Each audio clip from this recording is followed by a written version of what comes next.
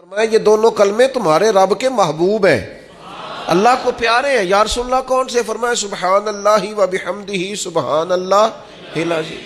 کتنی اللہ کے محبوب نے ان دو کلمات کی فضیلت بیان کی، پڑھتے ہی نہیں لوگ، توجہ ہی نہیں کرتے۔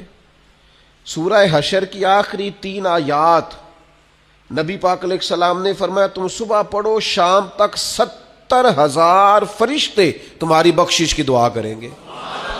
ترمذی میں حدیث موجود ہے۔ اور صبح پڑھو گے تو شام تک، اور شام پڑھو گے تو صبح تک 70,000 فرشتے بیٹھے ہیں تمہاری بخشش کی دعا مانگ۔ لوگ وظائف پڑھتے ہی نہیں۔ یہ خانقاہی لوگ ہیں ہم، جو سب سے پہلا وظیفہ جو ہم دیتے ہیں یہ پہلا سبق ہوتا ہے الف با تا سا ہے، تو جس نے اس کی پابندی نہیں کی اس نے آگے کیسے بڑھنا ہے؟ پھر کچھ لوگ کہتے ہوتے ہیں خاص کوئی وظیفہ بتائیں، تو میں کہتا ہوں سب سے خاص وظیفہ کلمہ شریف کا ذکر ہے، کیونکہ حضور نے فرمایا افضل الذکر لا الہ الا اللہ، یہ سب سے افضل ترین ذکر ہے جو اللہ کو پسند ہے۔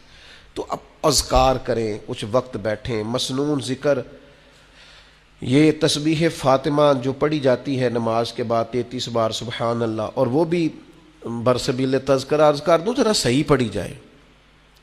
بعض لوگ تو ایسے مجھے تو نہیں سمجھ آتی کیسے وہ پڑھ لیتے ہیں 33 بار سبحان اللہ سبحان اللہ سبحان اللہ۔ کچھ تھوڑا سا آپ وقت دیں اس کو، کوئی 33 بار کہنا کوئی مشکل کام ہے؟ الحمدللہ الحمدللہ، تھوڑا تھوڑا آپ ٹائم دیں اس کو، اللہ اکبر کہیں، ذرا تھوڑا رکیں۔ 33 بار کوئی مشکل کام ہے؟ اور فضیلت اس کی اتنی ہے کہ فرمایا اگر کسی کے گناہ سمندر کی جھاگ کے برابر بھی ہوں تو یہ تسبیح پڑھنے والے کہ اللہ گناہوں کو معاف فرما دیتا ہے۔